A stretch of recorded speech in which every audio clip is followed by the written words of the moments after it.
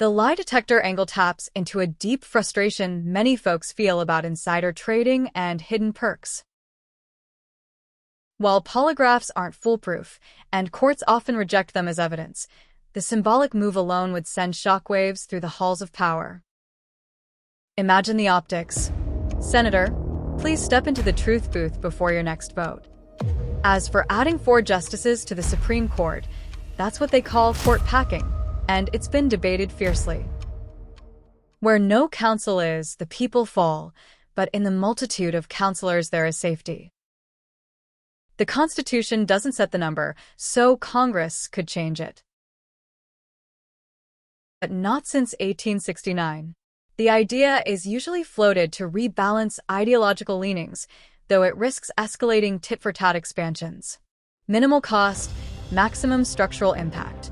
It's like reinforcing a shaky foundation with a few well-placed beams and a truth meter at the door. I will set a plumb line in the midst of my people Israel. I will not pass by them anymore. Amos 7 verse 8. You shall have honest scales, honest weights, an honest ephah, and an honest hin. Leviticus 19 verse 36. Lie detector tests equals plumb line of truth. Just as a plumb line reveals structural deviation, truth tests expose hidden corruption. Amos saw the Lord measuring Israel's integrity, not with emotion, but with precision. Politicians trading stocks or hiding gold bars. That's a crooked beam in the National House. The plumb line doesn't accuse, it simply reveals. Supreme Court expansion equals reinforcing the frame. Adding justices isn't about politics, it's about restoring balance. Like adding support beams to a sagging roof, it's a structural correction. The goal isn't more voices, it's righteous judgment. Isaiah 1 verse 26 echoes this.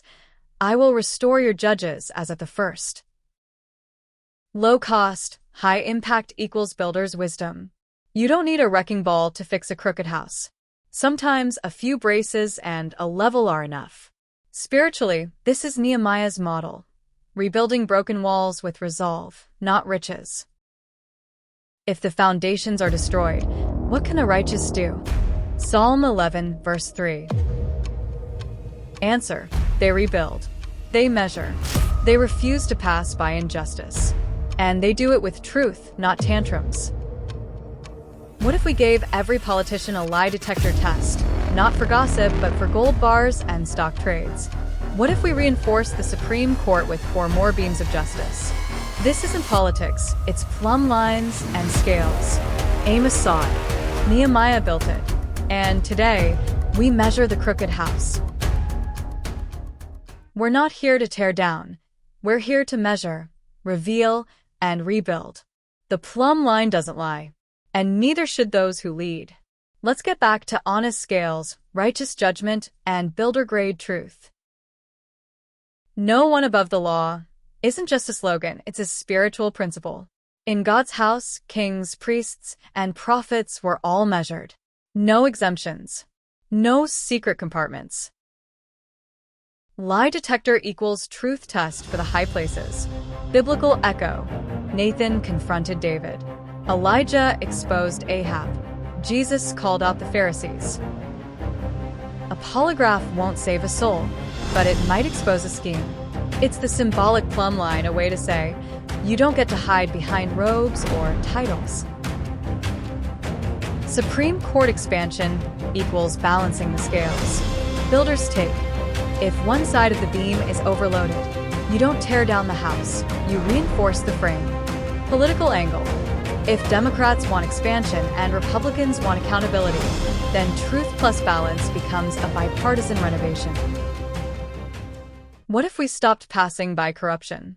What if we measured every leader, left, right, robe, or tie with the same plumb line? Lie detectors for trades and gold bars. 4 new beams in the Supreme Court. Not to punish, but to balance. Because in God's house, no one is above the line. Let every soul be subject to the governing authorities. For there is no authority except from God, and the authorities that exist are appointed by God. Romans 13 verse 1. This passage doesn't mean blind obedience. It means recognizing that lawkeeping itself is a divine institution. The role of rulers, judges, and enforcers is meant to reflect God's justice, not override it. Verse 4 continues, "For he is God's minister to you for good. But if you do evil, be afraid, for he does not bear the sword in vain." So when you propose lie detectors and judicial reinforcement, you're not undermining authority. You're calling it back to its divine purpose. You're saying, if God appoints lawkeepers, then they must be accountable to his plumb line, not just their own perks or party.